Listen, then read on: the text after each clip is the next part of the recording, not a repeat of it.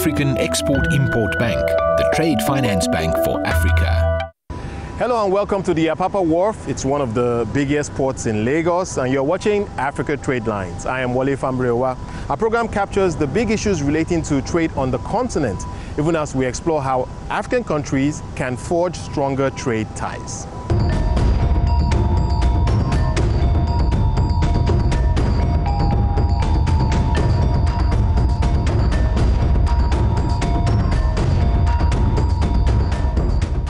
There is no doubt that international and continental trade are important catalysts of economic growth. Trade is at the core of some of the greatest growth and development success stories over the last half century. So from China, India, Brazil, Korea, the list goes on.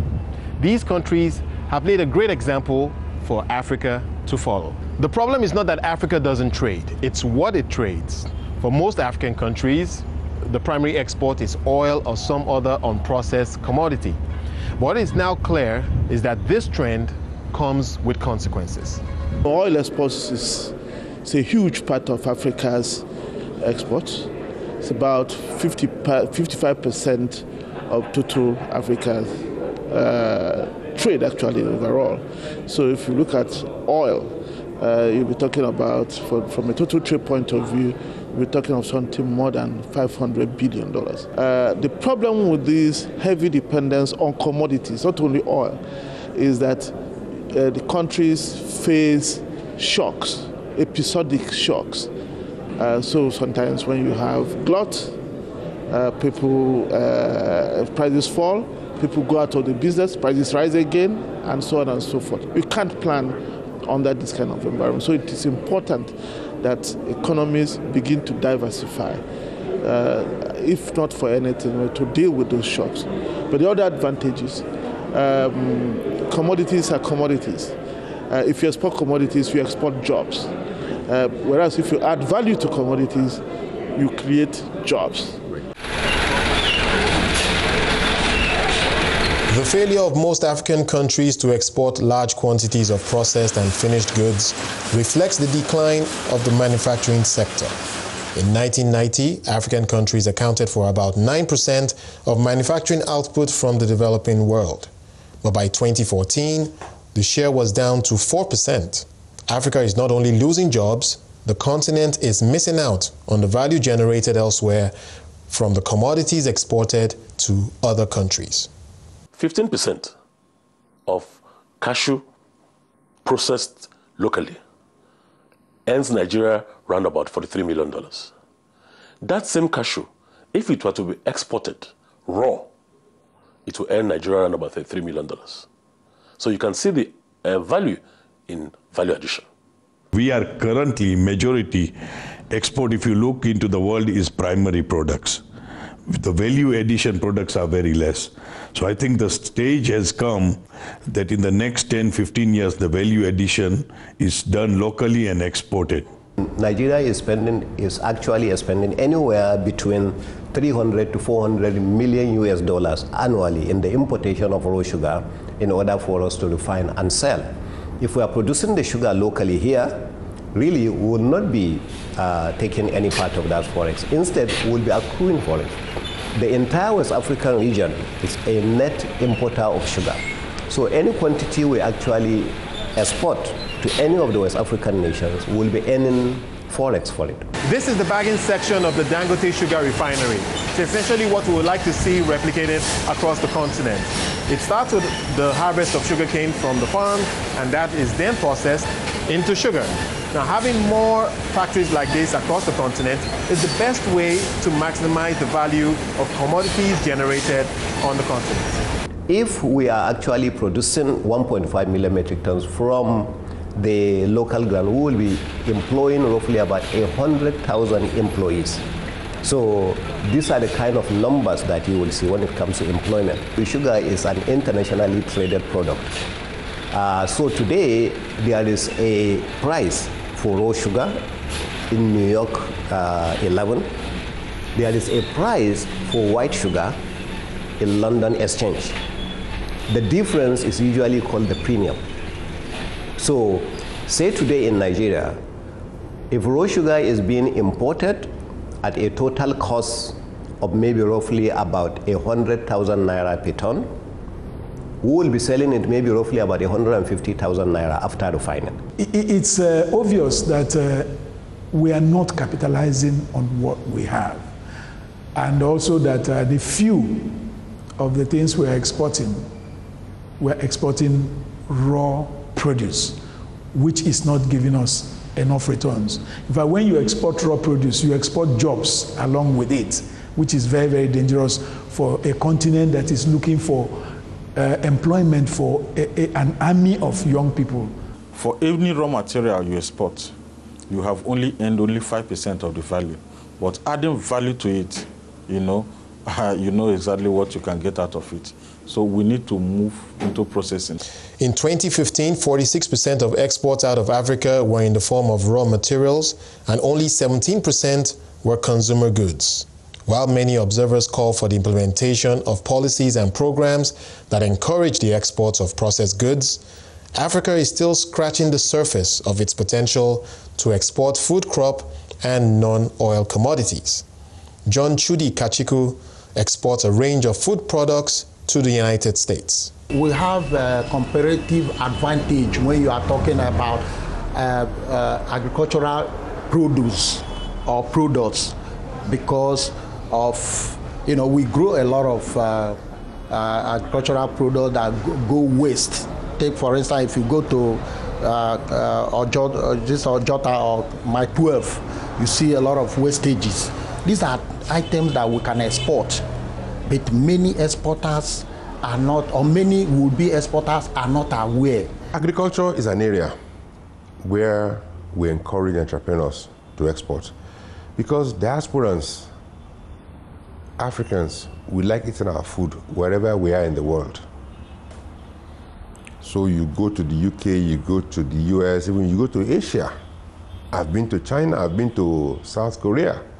There are Nigerian restaurants in all these locations. We still have to leverage on our super products in Africa. The cocoa, Nigeria, Ghana, Cote d'Ivoire, we need to leverage on that. It depends on the comparative cost and what is available in each country. Country like Senegal is known for mango, one of the sweetest mangoes in the world. The world is waiting for this product. I talk about CCMS seed. It exists in Nigeria. These are, it's a raw material, and everybody is looking for this. Shea butter, it exists almost everywhere in West Africa. We also need to look at that. Apart from your cosmetics, it serves as raw material for a lot of pharmaceutical and all of those. So just these few and some other super products we need to look at, and the demand is so big that we may not even be able to meet with the global demand. The lowest hanging fruits, I believe, exist in the soil mineral space. Gemstones, for instance. Within a month, if you identify high-quality gemstones like sapphire, the size of a cube of sugar could fetch you as much as $100,000. And this can be done within a month. So these are low-hanging fruits. They just exist, and you don't need to dig much at times. The experience of exporters across the continent is mixed. In West Africa, many exporters face a wide range of challenges that stifle the entrepreneurial spirit. Last year, 2 of our containers fell off the road, and it cost us money, not even the money to, bring it, back on the road, time wasted, and the company that we were exporting the commodities to, cancel the order because we missed the vessel that we were supposed to, go with the container. So basically our challenge has to do with infrastructure. Cost of exporting is a major issue that is affecting most of the African countries. Let me give you an example. Use Nigeria as example, and it's also across other African countries. The cost of bringing a container from Europe to Lagos is cheaper than bringing a container from Kano to Lagos. So the infrastructure, the logistics infrastructure is responsible for the high cost of doing business, which is also affecting export. Africa is not yet connected among itself. There is no dual carriageway running through the West African coast as the ECOWAS, for you to move. If you look at the trade statistics of Ghana, Ghana depends on total trade, especially inward trade to Ghana, is 80% from Nigeria. But there is no rail connecting Nigeria to Ghana, no dual carriageway, even road connecting Nigeria to Ghana. As I speak to you, 2, 3, 4 Nigerian commodities, the local price is higher than the international market price. And what is responsible? The domestic cost. So as a result of that, you are not in business. We've seen the situation over the last few years, a journey of 7 days from Nigeria, Lagos to Cote d'Ivoire are big operators such as Unilever that move a lot of margarines out of Nigeria to Cote d'Ivoire, Ghana, and Mali, spending 7 days. But now it's as long as 14 days, and sometimes it's 6 to 21 days. You see operations of agencies, the custom, the standard organizations, NDLA on the border, about 14 different agencies stopping at each post from Lagos to Benin, from Benin to from Togo to Ghana, and that is what you see. Sometimes you spend 5 days in just one border. So these are challenges we've seen. But Africa's trade story is not all doom and gloom. Indeed, some countries and even entire regions are grooming a strong export culture.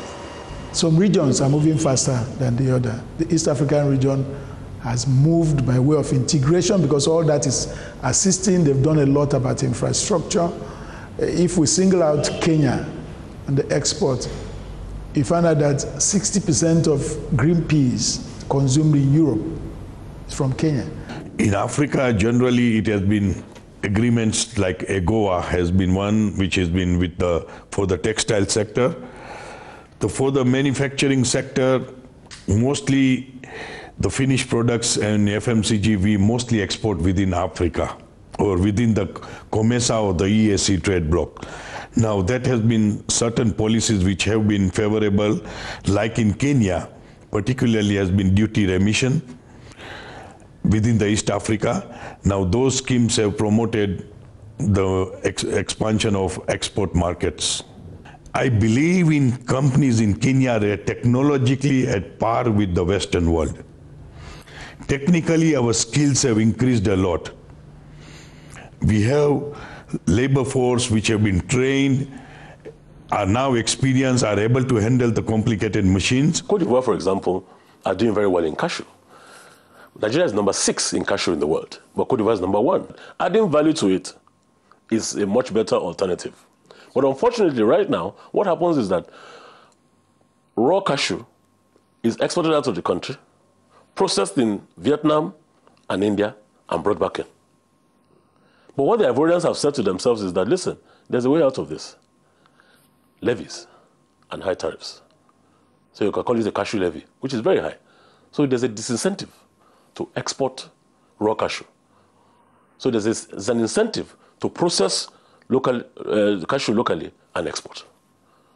So the question you ask yourself is, why can Nigeria not adopt the same mechanism? And that is applicable for other things as well. It's time for a short break, and when we come back, we continue our look at the drive to increase non-oil exports out of Africa.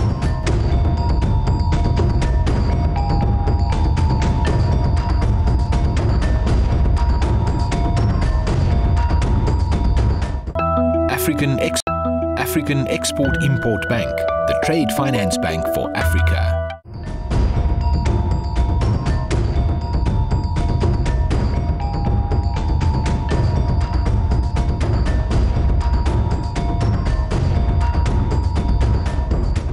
Increasing non-oil exports remains a tough task for political leaders and policymakers on the African continent. Many challenges facing exporters must be met with well-coordinated policies that incentivize African exporters and also address their uncompetitiveness. Africa is in the beginning stage. We all need to have proper policies for exports. Infrastructure, consistency of the policies is very important, and giving the right message that we mean business. And for that, for Africa, is because our political systems, we have issues of corruption, we have issues of power in a lot of countries.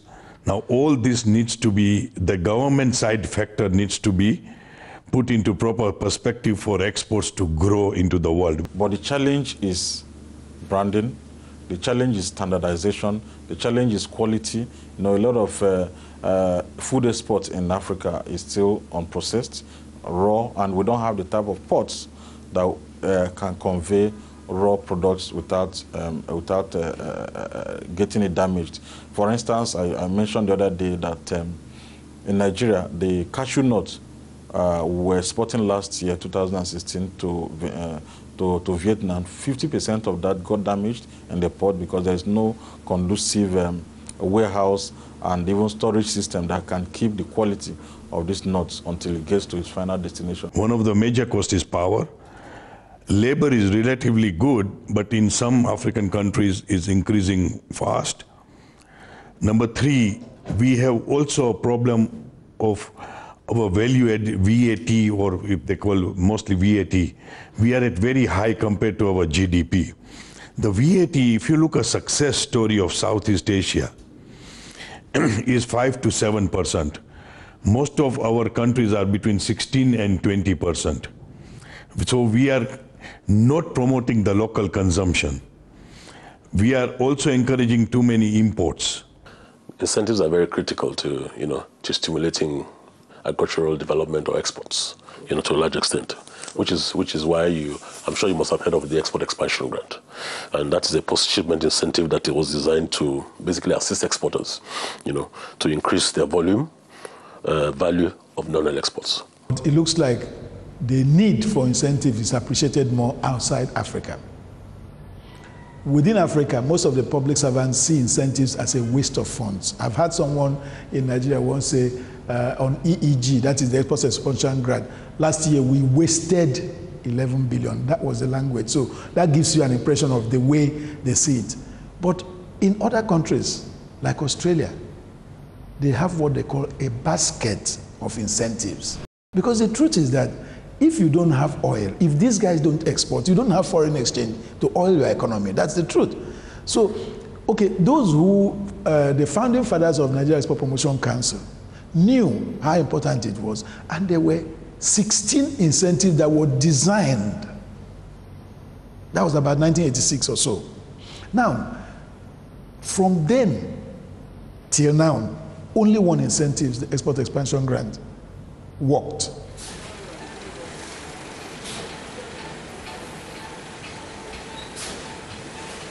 Recently, the management of Nigeria Export Promotion Council want to push for more incentives.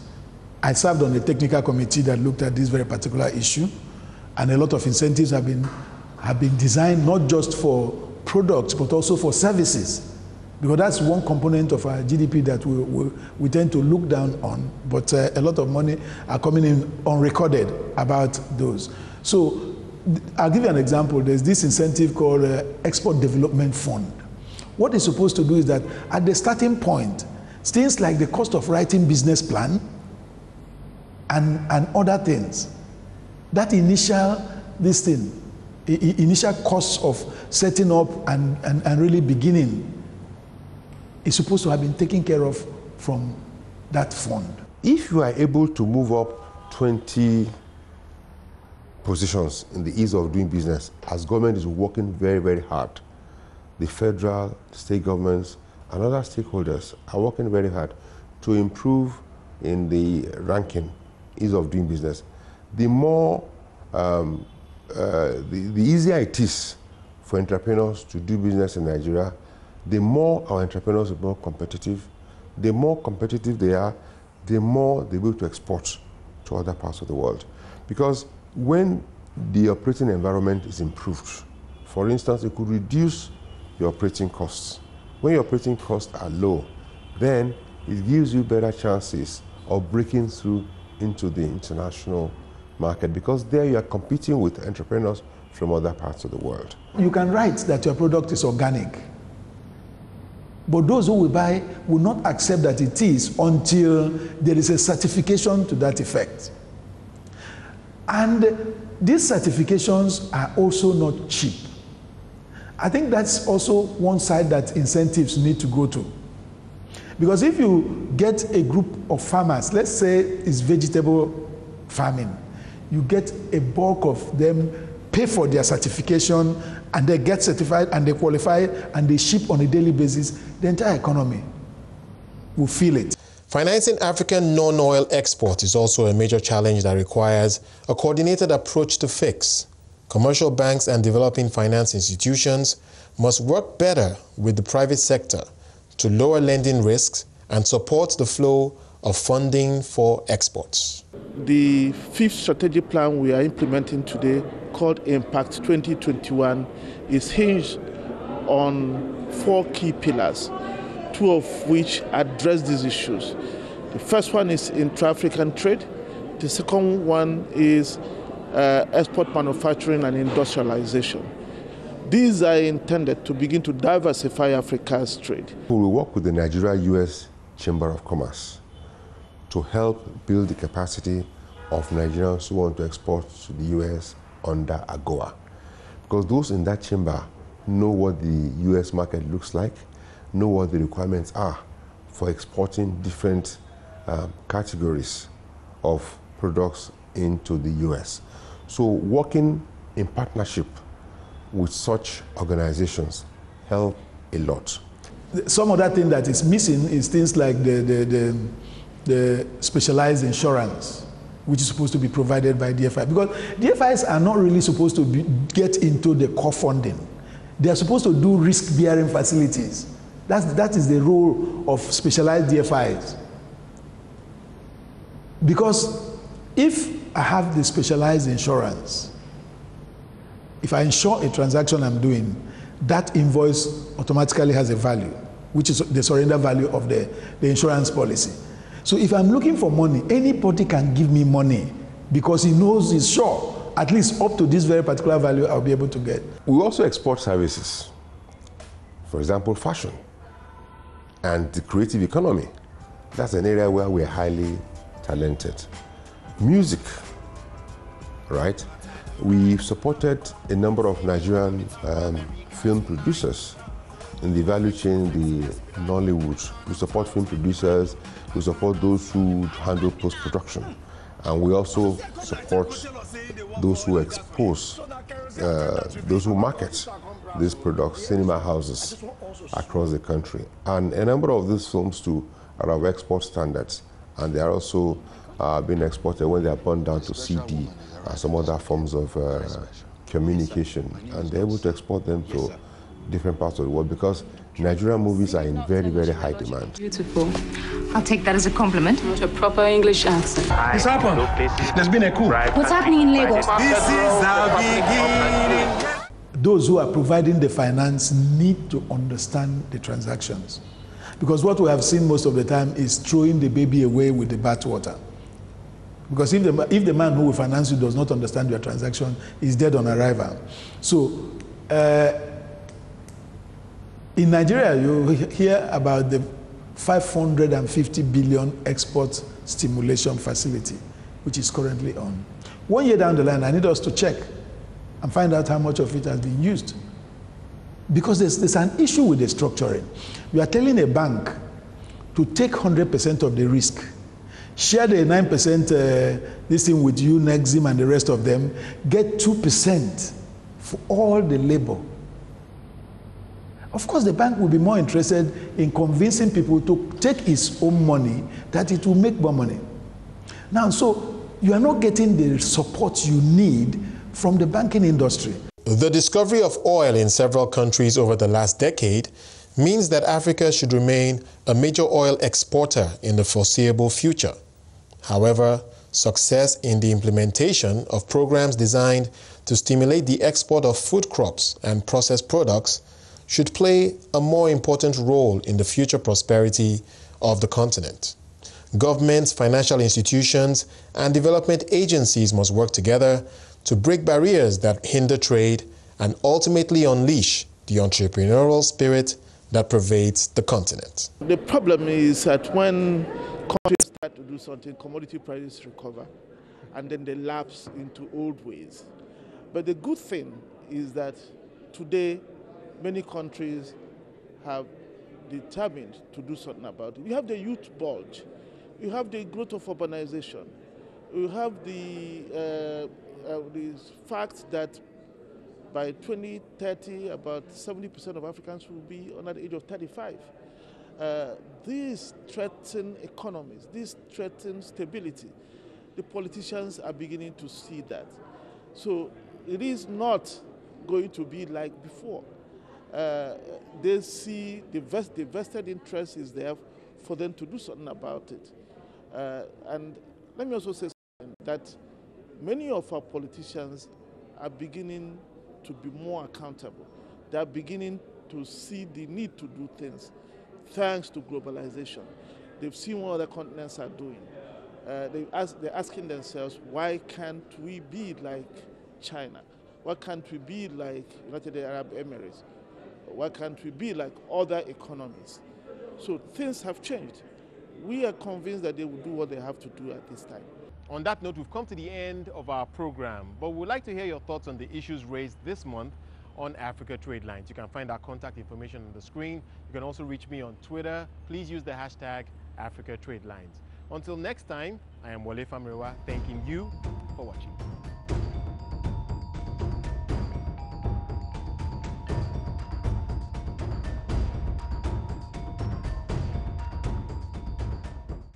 African Export-Import Bank, the trade